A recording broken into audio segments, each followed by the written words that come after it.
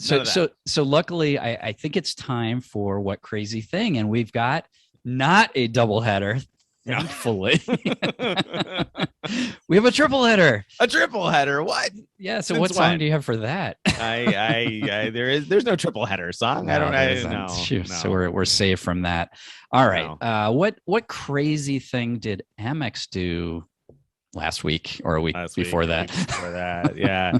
So, lots of people know, but if you don't know, then Amex shut down a lot of accounts.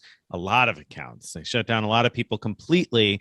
And it was all people who had a common thread, we think anyway, of having applied for a card through a specific business card representative, an employee of Amex who helps people open credit cards with special offers. And so it seems that anybody who ever opened a card through this one rep has gotten all of their American Express accounts shut down. Yeah. So I guess, I don't know the full details, but I guess some people were able to take some offers through him and turn them into many more offers than they should have been approved for, something along those lines, right? And so it makes sense that those people would get shut down. But we personally know people who signed up for one card a couple of years ago or whenever with this guy, and they got all their Amex cards shut down. So that's a mighty blow.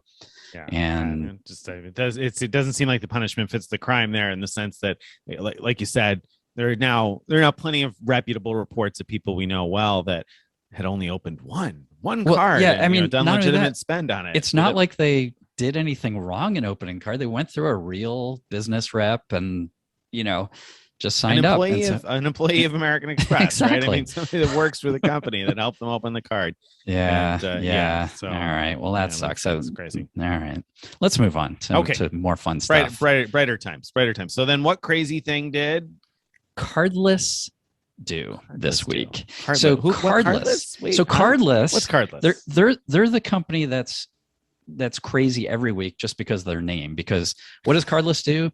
They make credit cards, like physical credit cards, but they're called Cardless. That makes sense. Right.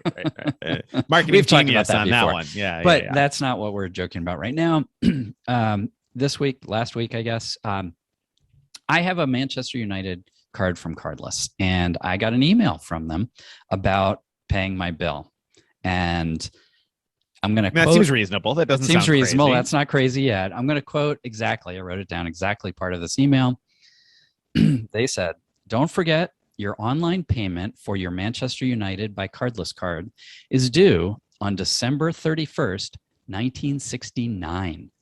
That's how old you are, Greg. Failure to make the minimum payment by the due date could result in negative reporting to the credit bureau." So I am in trouble. That's an interesting. I like it. Cardless. You're going to toss them a little challenge here. You're not going to make it easy. Right? Forget about those like 3 easy payments of $19.99. We're going to make it one really hard payment. Right. Can you imagine if I had any like balance on there for it's almost 52 years that I'm late on this payment. That's the fees are going to add up on that, Craig. I guess maybe that's their ruse. They could collect some fees. That's how they make their money. Yeah. So the easy payments, hard payment, by the way, that wasn't my line. I'm sure a few people recognize it. That's a comedian's line. But it fit. I think it's very good. Very good. It's better than a commercial jingle. It is. Hey. All right. Let's move on to our third crazy thing. What crazy thing did Amtrak do this week? What did Amtrak do?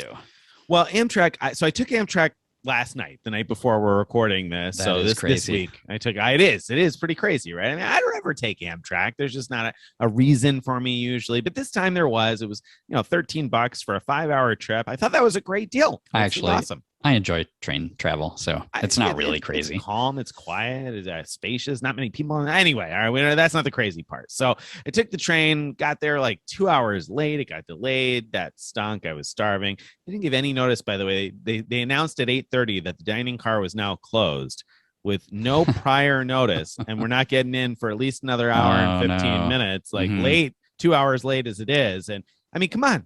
At that point, I was hungry. I would have liked to have known 5 minutes before you closed. Anyway, that's not what we're talking about. That's not the crazy thing. Well, the dining car employees apparently had gone home Apparently, and they were like, "No, you know what? We're done. We're not gonna be on this train another hour and a half. Forget that.